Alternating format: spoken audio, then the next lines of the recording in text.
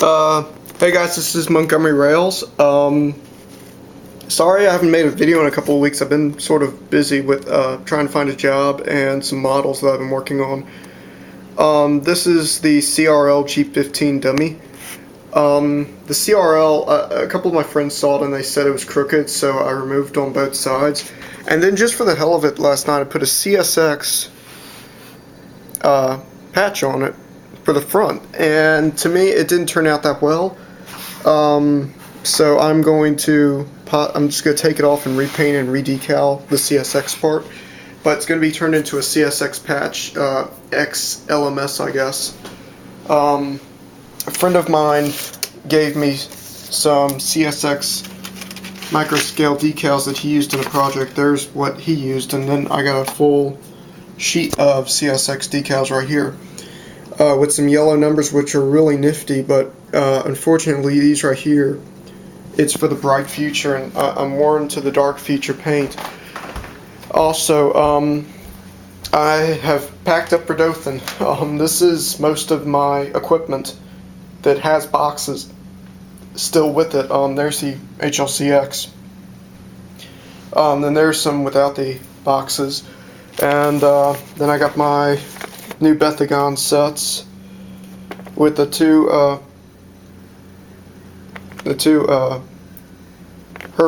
Hubert's cars, and my intermodal train is going with me, so that's all ready to go. Everything else stays, well, you can see in-scale stuff. Everything else stays in this old jewelry case that I got from my grandmother. I keep everything from like the automobiles up here, trucks, more trucks. Then you get into, me keeping individual freight cars and pairs of 2 freight cars. So those are all in there, and those are ready to go. So I'm really excited. I also got these from a friend, 2 of these Atlas gondola connection cars that have a Norfolk Southern patch on both of them.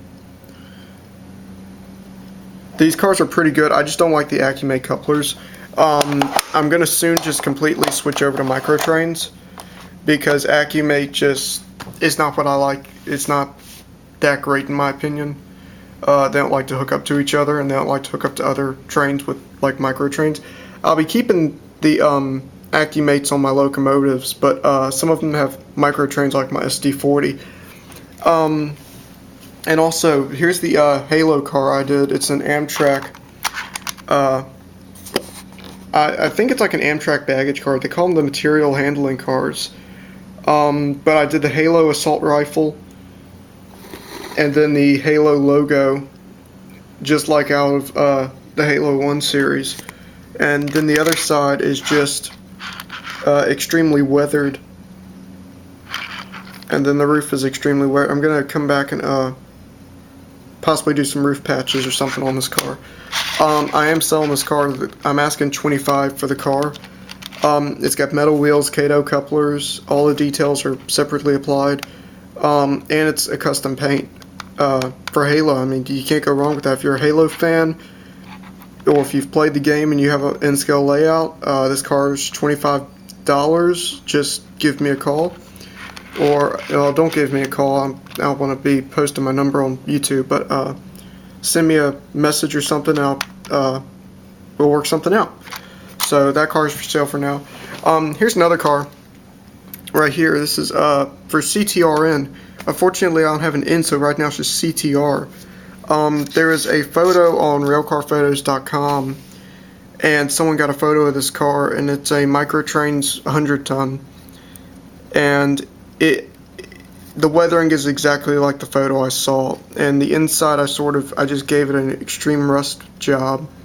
That's not an airbrush, by the way. That's just acrylic paint that I watered down and dipped in the acrylic and just let it drip and do its own thing.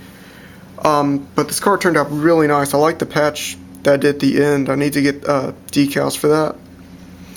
Another one, I traded my SD70 Mac TFM for a CSX SD70 Max. This is also Kato. Painted the radiator vents black. Weathered those a little. Top is going to have some weathering. When you get them, it comes with a navy blue roof. and I looked at the prototype number 727, and it had a white roof. So I painted the roof white because I like to get things as close to the prototype as possible. I also painted the window black. And I mean, when you take photos of this thing coming down the line like this, I mean, it looks extremely realistic. And my friend did the weathering job on the trucks, and he did a really nice job on those. And for those of you who follow me on my custom train page on Facebook, I posted a couple of weeks ago, or a couple of days ago, Attack of the Sled Cars. Let me explain to you guys what a sled car is real quick.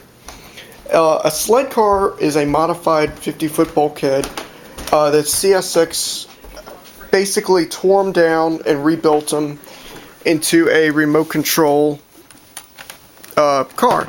It delivers remote control power to the locomotive that has non-remote control capabilities. So I'm going to pull up some photos here and show you guys what a sled car is. And for those of you wondering what's that locomotive in the background, that's a Dash 8-40B that CSX painted or patched from Norfolk Southern. And I go under here to my locomotive page. Okay, here are some prototype photos of a sled car I saw here that's actually stationed here in Montgomery, Alabama. When you see them coming down the tracks, that's what it looks like actually. Pretty awesome, weird looking if you ask me. That's an SD60 in the background. But it's a really cool looking car in my opinion. They have air horns up here and beacon lights and all that whatnot. Unfortunately, no manufacturer that I know of makes this car. I've looked. Believe me, I've looked. I saw one on eBay go for like 120, I think it was. And that's because people just got in the bidding war over it, and that's the only one I've ever seen, and it's one that someone scratch built. I took all these photos here in Montgomery, and every railcar website I've ever posted with these photos, they've denied it. I'm the only one who's really gotten up close photos of this car. But you know, I try and get as many photos of the car as possible, and this is also a weird piece. This is a pile driver that CSX owns in the Florida-Alabama line in Floymington. Really awesome looking piece of equipment, if I don't say so myself. This is just, and that's a maintenance piece. But I mean, these are just some of the photos I've taken here in Montgomery. There's the sled car again. That's the other sled car there too here in Montgomery. So and there's the pile driver again. But it's a really there's a Jordan spreader I got a photo of. And the caboose, and the caboose, and the caboose, and the caboose. I got a lot of photos of the caboose, you guys. And that starts it over. So, you guys got a good feeling of what the sled car looks like in real life. Well, I had a microtrain center beam flat car and a Intermountain 60-foot flat car. And I sort of did a crappy job on my first sled car with the Intermountain car, and the microtrains car, I don't have any industry for wood. So I tore it down and built this. State in awe, ladies and gentlemen. Is the first ever in-scale custom-built sled car. Not done with it. Not by a long shot. I haven't got the air horns up there from a Jeep 20. I'm not even sure if that's the right air horns. I don't know if you can see this, but it's a wire. The car took me about 3 days to build, just because I wanted to pay attention to a lot of the close details. And I took the Intermountain, took the weight out of the car, and put the Intermountain support structure underneath this car. This car is extremely lightweight.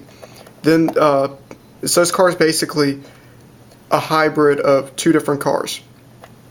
Microtrains, trucks, and couplers. It's got the plow piece on the front. I'm still working on that. It's got handrails, which are prototypical. And I put a brass piece that's shining there because in real life I actually I got so close to one of these cars. I stood up on the trunk of my car, and I could see that there's this center piece running the length of the car. And I looked at, this is actually where the center beam went, and I was originally just going to sand that down with the rest, but I stopped because that's a distinct feature of the car. So that's something that I just kept on there for prototype looks. But I had to completely sand the deck of the car because there were so many little bumps and stuff. And then there's the gas, I guess this is the air compressor tank for the brakes.